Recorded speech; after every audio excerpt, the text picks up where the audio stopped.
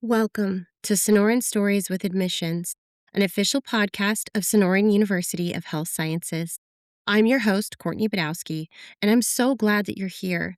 On this podcast, we explore the real journeys, honest insight, and inspiring voices that make our community so unique. If you're curious about a future in naturopathic medicine, clinical nutrition, integrative health, this is the place for you. Let's jump into today's episode. We're going to talk about the big question. What do you want to be once you're an ND? We're going to talk about fulfilling your purpose and helping others, maximizing your impact through various channels, and then building your business. Again, my name is Courtney, and I am your host. We have some really exciting stuff to talk about today. Our guest is Dr. Karthik Ramanan, but he is more widely known as Dr. K. So let's get a little background on Dr. K. He holds multiple degrees from Cornell University, a bachelor's in biological sciences, and a bachelor's in applied economics and management. He later went on to obtain his ND through Sonoran University. So he is one of our incredible alumni. Dr. K has a journey that is just really powerful. He left his career on Wall Street, very successful career, might I add, and went into med school. He has taken this journey, starting in different education focuses into various different careers, and now he helps guide high achievers, helping hundreds, if not thousands of people reverse the chronic stress and burnout, and helps them embody the life that they deserve. So without further ado, I am excited to introduce you to Dr. K. Dr. K, thank you so much for being here with us today. I appreciate you having me. I'm excited to be here. So why don't you share your story with us? What led you to make this drastic jump going from a very successful career in Wall Street to pursuing your ND and then becoming an ND? Well, I think any of us, as we go through our undergrad and maybe our first job, we're just trying to figure out life, right? And that's where I was in my 20s. I just happened to be fortunate enough to land a job at one of the premier investment banks on Wall Street. This is back in 2005. Now, I didn't know what was coming my way in terms of the Great Recession and all of the stress on top of an already difficult industry to work in to begin with. As a young professional, all I really knew how to do was just, okay, let's continue to learn, continue to grow, see how best I could contribute. But just watching my friends on the floor lose their jobs over the course of the coming years. And all I knew how to do was work harder and make myself as indispensable as possible. And, thankfully, I was fortunate enough to be given a couple key opportunities that I was able to capitalize on to contribute to grow a different team. And our clients were pretty happy with that. So I got rewarded. So fast forward now to 2011. And I remember distinctly one evening just reflecting on all the sacrifice that it took to get to that moment. There I was on the 30th floor of this brand new skyrise apartment building. It's the first apartment I'd ever gotten myself without roommates in my whole life. I was 27, and I was just thinking about looking out over all the thousands of dots across the horizon at that night sky, just thinking all those sacrificed hours of sleep, all the missed family events, the 60, 80, 100-hour work weeks to get to this point. And I had paid off my undergraduate student loans. I had paid off my parents' credit card debt. I was giving more to charity than I ever thought I could at that age. And I hated the man in the mirror. And I couldn't understand, why is it that I can have all these things that, society says that we're supposed to have to be happy, and yet I was absolutely miserable. And I recognized that there were two things that were missing in my life. One, the one thing I wanted more than anything else was meaningful relationship and marriage. And the other was meaningful work, something that was fulfilling to me. And as long as I was growing in my corporate career, that all was well. But the moment that it started tapering off, I started to go into a pretty dark place. Again, I was also struggling with my health, and I thought, okay, well, let's do P90X and Insanity and all these other things to start losing some weight and get healthy. And I did to some degree. I cut out processed foods and all that, and I was feeling a little bit better. But ultimately, my mind space was not where it needed to be. And then I really hit rock bottom when I got dumped on an email. And so that was truly the point where I was like, all right, well, something's got to change. And fortunately, at that point in time, I had seen my sister at Christmas, and then she had come back to visit my parents for her spring break from MIT. And so I went upstate to go see them. And in that 3 months, she had lost 30 pounds. Her cystic acne had completely cleared up. She was so vibrant and energetic, like I hadn't seen her in quite some time. And I was just at that point where I was willing to do anything because rock bottom is a beautiful place in that you are willing to say yes to the things that you otherwise wouldn't have. And so, hesitantly and excitedly, I asked her, "What did you do?" And she goes, "I've just been eating this whole food plant based diet, mostly raw foods." I said, okay, what does that mean?" She goes, "I've just been eating fresh fruits, vegetables, nuts, and seeds, just they're found from the earth." Oh my God, that sounds horrible. All right, show me how to do this. And so, but I recognized something that anytime I had done a diet change or anytime I had committed to, consistent physical activity or any kind of habit change, I'd always been cold turkey, go all or nothing. I was this perfectionist that if I can't do it perfectly, it's not worth doing it at all. And something hit me in that moment that said, you know what? My best ideas in life have gotten me here. Yes, a lot of career success for being a perfectionist, people pleaser, all those things, but also a lot of misery. So why don't I just do everything the exact opposite of what I had done before? So instead of stepping on the scale every day for accountability, I made myself feel bad every day. That was it. And I just said, okay, I'm just going to gradually change the way I eat and see whatever happens, happens. Again, when you're at rock bottom, you're willing to try things that you wouldn't have tried otherwise because, hey, if I keep repeating the same thing, I'm going to get the same results.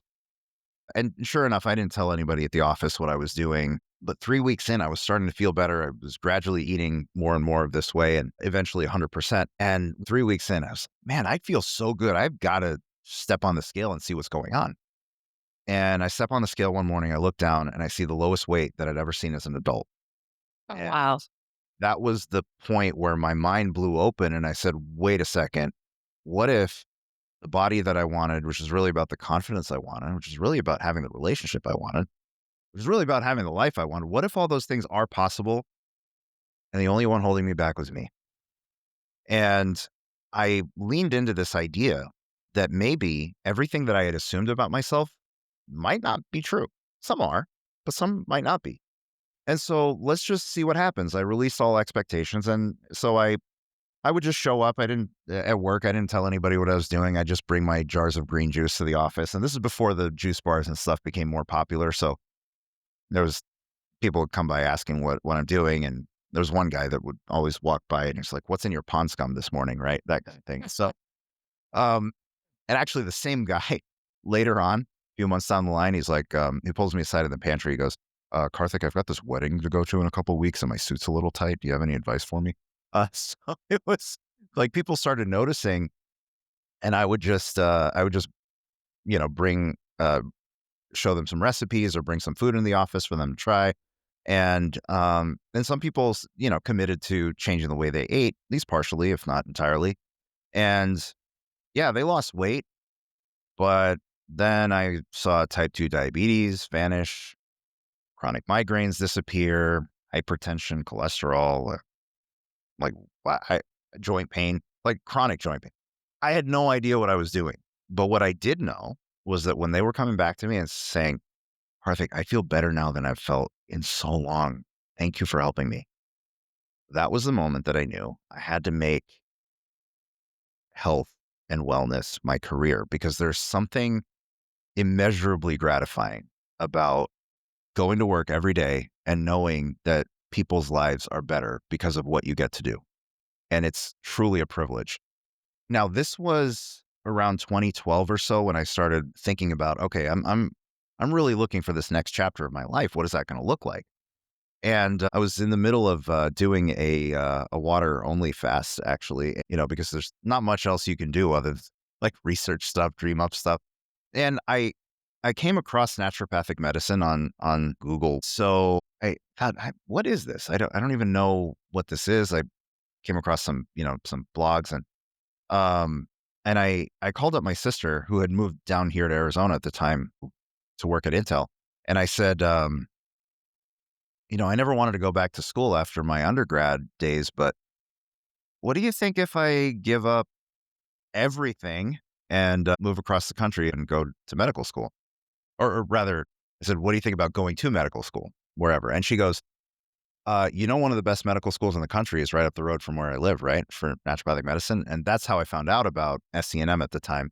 And that's what made me go, okay, well, I've got to apply. So Funny thing, I only applied to this school and I didn't apply anywhere else because I wanted to be here. The last question on my interview was something to the effect of, if you don't get in here, what's your plan?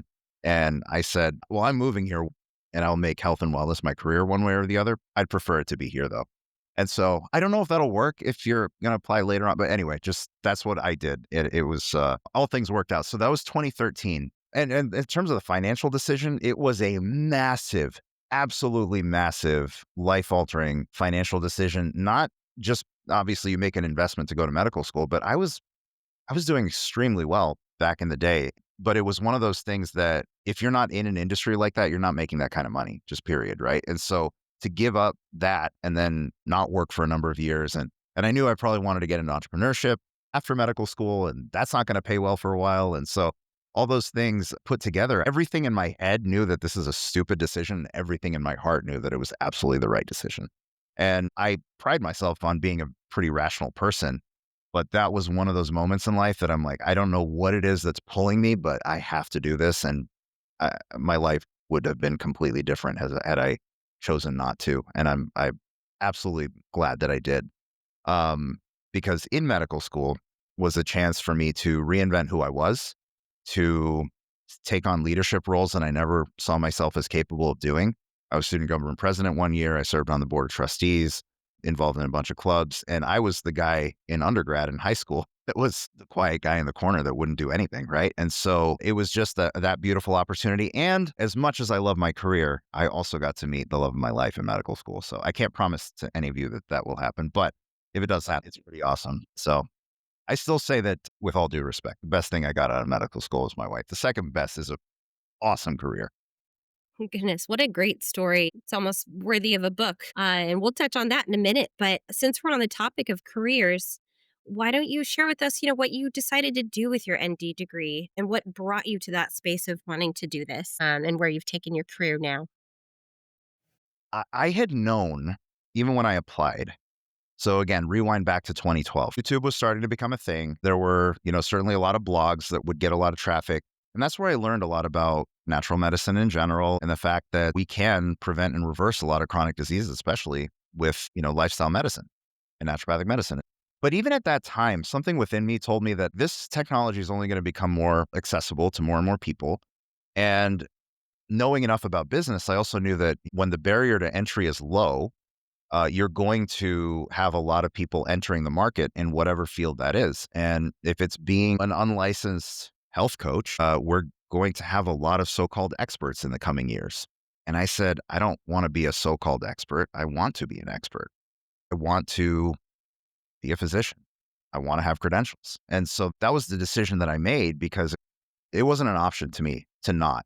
If I was going to go down this road, it had to be with a naturopathic medical degree. It was because I think people appreciate that. The clients that I work with, they're the ones that recognize that, okay, I want somebody who knows what they're talking about a little bit more, has actually worked with people, has something to lose if you screw up, right, with a license. Whereas the people that don't have those things, and they can share whatever they want. There's no consequence to sharing, incorrect health information, things like that. So it was just vital for me to go to medical school and get my doctorate.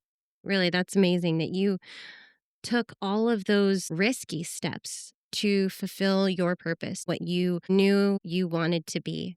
So, on that note, with everything you've just shared with us, and you have seen great success with this wonderful company where you are making an impact, would you mind sharing challenges that you experienced and how you conquered those challenges? How did you gain insight into the problem solving side of taking your degree and establishing a strong business and making sure that it succeeded? Well, actually, the first challenge that I ran into, even when I went to medical school, I think I knew at that point in time that I didn't want to become a practicing physician. I wanted to do more educating and teaching and possibly in the business world.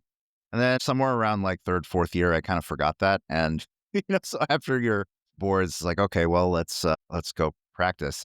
So it took me a little bit of time to figure out exactly what I wanted to focus on.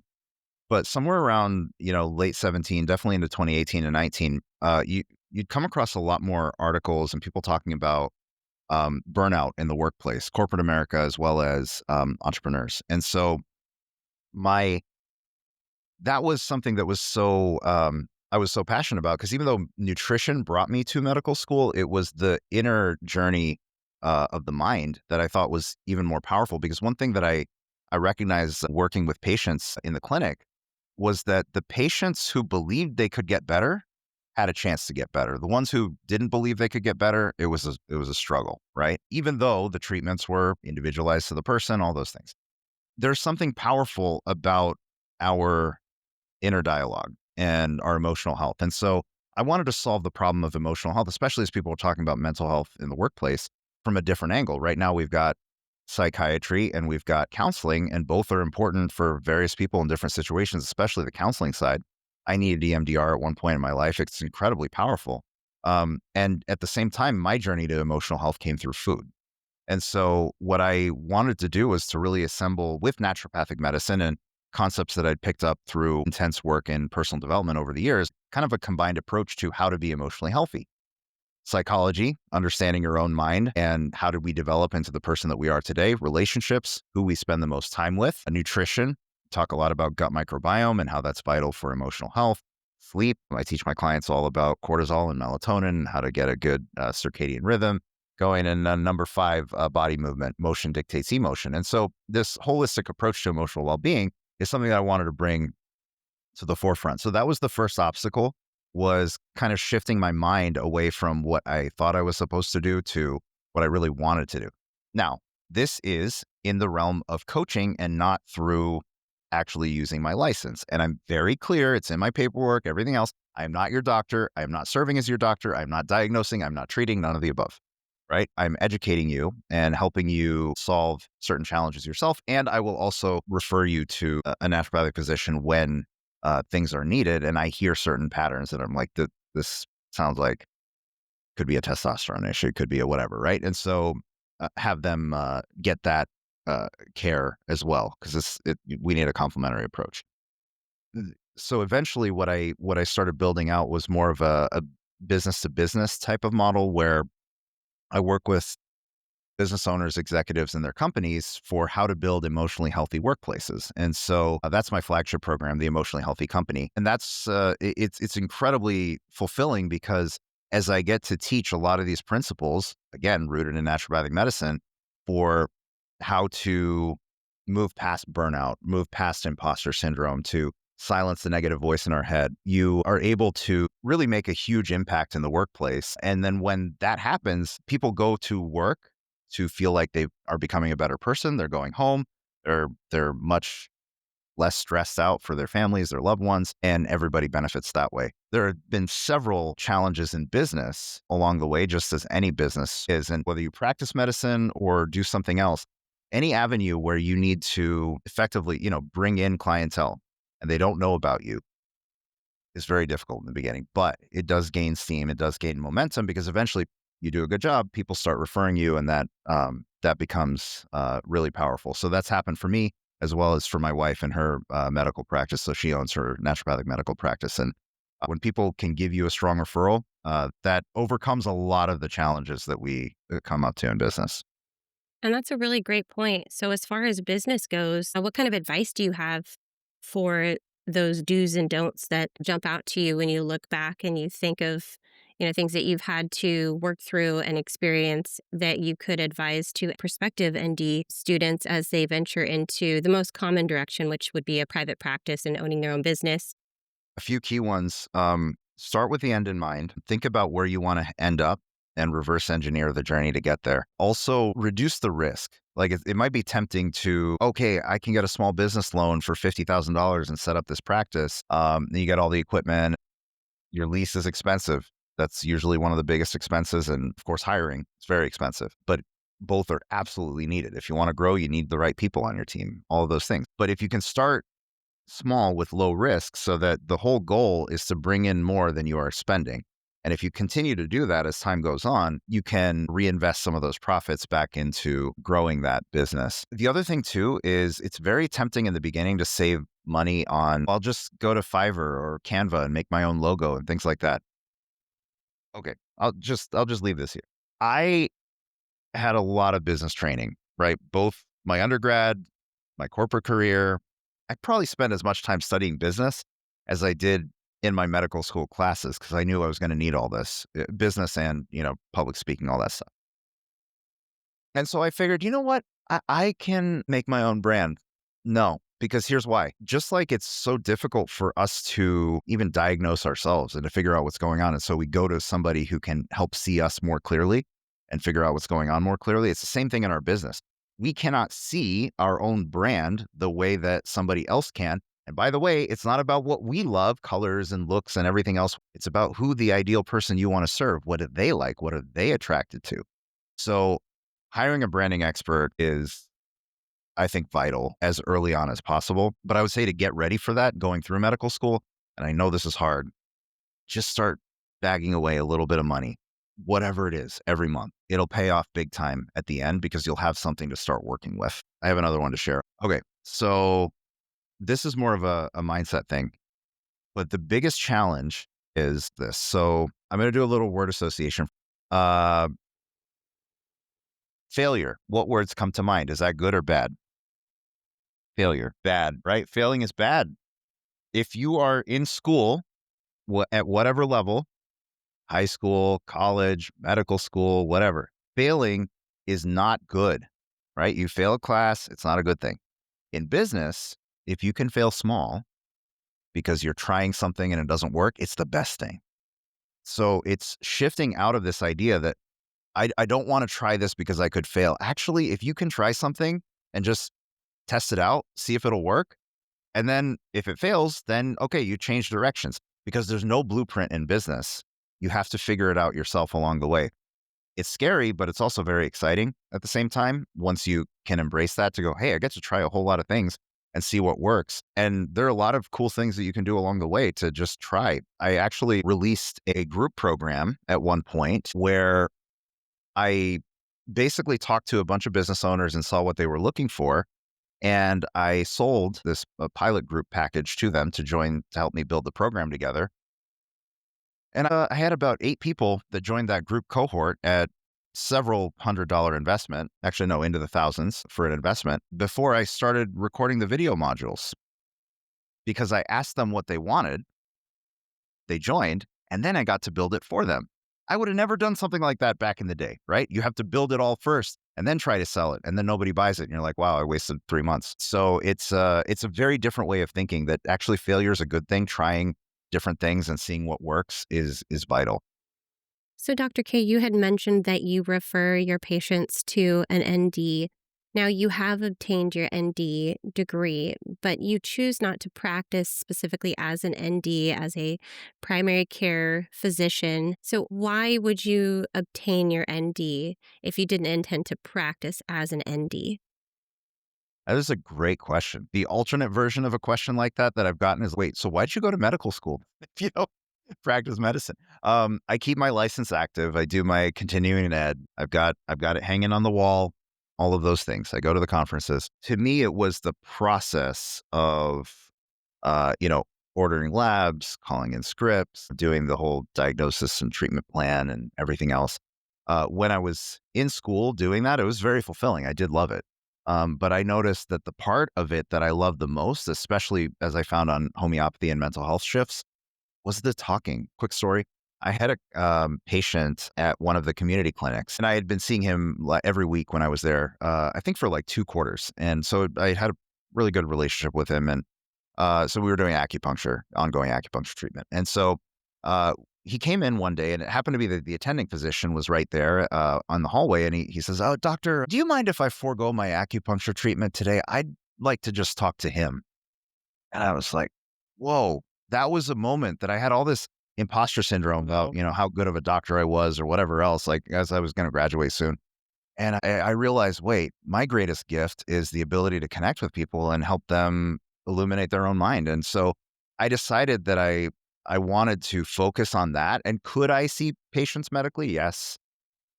But honestly, my wife is so much better at it. And so I'd rather just refer them. And how do you recommend building your brand, building an online presence?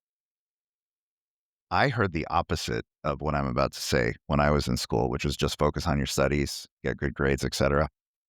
Okay, so then maybe this is a controversial take for some, but really, nobody has ever asked me what my grades are, what were in medical school. Nobody. Now, I learned this when I went to work on Wall Street, and nobody asked me what my undergrad grades were. And I had stressed like hell about those over the years, right? And so I said, okay, you know what? When I'm in medical school, because again, I was in my 30s at that point, so I had a different perspective on career and life.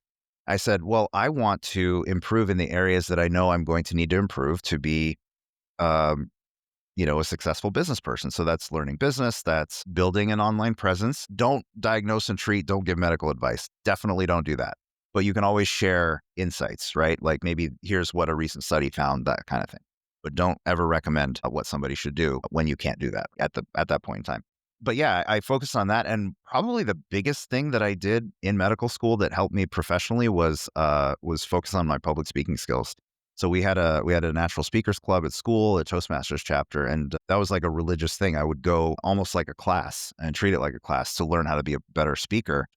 That one skill has drastically affected my business more than anything else, and I love doing that more than anything else, to be able to keynote speak. So even if you don't want to keynote speak, just being able to do, let's say, a presentation at your clinic. We had one here that one of our colleagues here at the clinic put on menopause, and she invited a few people from her networking groups to come and attend, and they had a chance to become a patient after that. So just learning how to improve your public speaking skills. Building a following on social media, for instance, takes a lot of time. So you might as well do that while you're in school, because the people that know, like, and trust you are the ones that are eventually going to see you as their doc. I have a question for you. I think it's really important to hear how you answer it. So I'll get to it. What does success look like through the process? Milestones versus end goals. It's very human of us that we forget to stop and pat ourselves on the back and really appreciate our small achievements because they are all so important. That's the small victories that make it worth it, that are sometimes just as important as the huge victories. I think they give us a sense of completion to a certain extent. What did that look like for you to ensure that you were celebrating your successes, big, medium, and small? Success can mean different things to different people. And I think it's very easy to think of success as career and money or having a good family and everything else. And yes, those things are important, but you have to look at success as a holistic thing, because I'm so grateful that I got to learn that lesson in my 20s. Because even though I didn't go into that industry for the desire to get rich, it certainly was one of the side effects of growing my professional career that way. But I also saw where it got me. And so I think defining success for yourself, one of the concepts I talk about a lot is human needs, and specifically four areas. Number one, stability. So part of being successful is making sure that things in your life are stable. And usually that's income and your expenses. If you can make more money than you are spending any given month, that's usually a good situation to be in, and that you've got good people around you and all those things. Number two is belonging. So part of being successful is also making sure that you have great people around you that you can grow from and learn from. Number three is growing, because when we feel stagnant in life, we don't have something to look forward to. It's very easy to get stuck. Then we feel unsuccessful in the process. But growing doesn't have to just be something that's monetarily based. It could be learning how to play guitar or a new sport or skydiving or whatever it is that you might be interested in.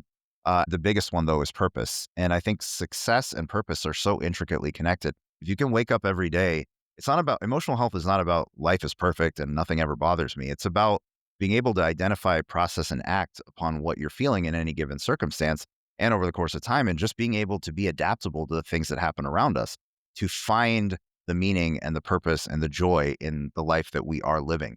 And so I think as long as we can optimize those areas and make sure that we are living of purpose, growth, belonging, and stability, that's what success looks like. One of the goals that I had for a long time was something that people started telling me, like when I joined medical school around that time, when they started hearing my story. Karthik, you really got to write a book. So yeah, okay, I know. One day, I wanted it to be something that was really about you, right? The reader. Like how can you apply this in your life and hopefully grow from it and be better off for it? What I did for a number of years was just kind of keep that in the back of my mind, that one day I want to do this, one day I'm going to do this. I'd serve my clients and we'd work on different things, and I'd learn from their success going through the journey to emotional health and the impact that that can make in their personal lives and for their employees, everything. And about a couple years ago, I started the actual writing process of it. And happy to announce that April 8th, The Emotionally Healthy You, How to Own Your Past and Love Your Future will be released. What an accomplishment. You must be just over the moon excited about that launch, and I cannot wait to read it. It's going to be great.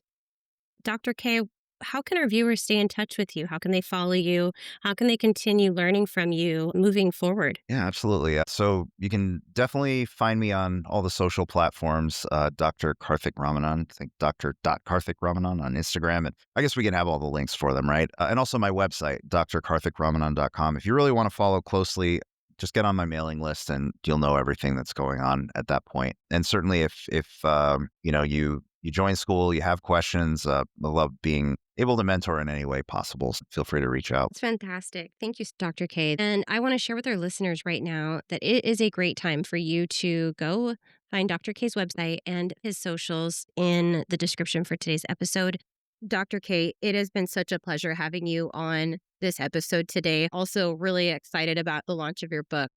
Thank you. I appreciate you. If you're curious to learn more, I encourage you to connect with me, connect with our admissions team here, or join us for an information session or webinar, one of our upcoming virtual or on-campus open houses. Or you could just visit the campus for a tour to experience what makes Sonoran so special. Thank you for joining me today. The stories and conversations coming up this season are inspiring. I'm your host, Courtney Badowski, and this has been the Sonoran Stories podcast. If you enjoyed this episode, please be sure to subscribe, leave a rating, and share it with someone who might be interested in naturopathic or integrative healthcare. I want to welcome you to the Sonoran community. I'll see you next episode.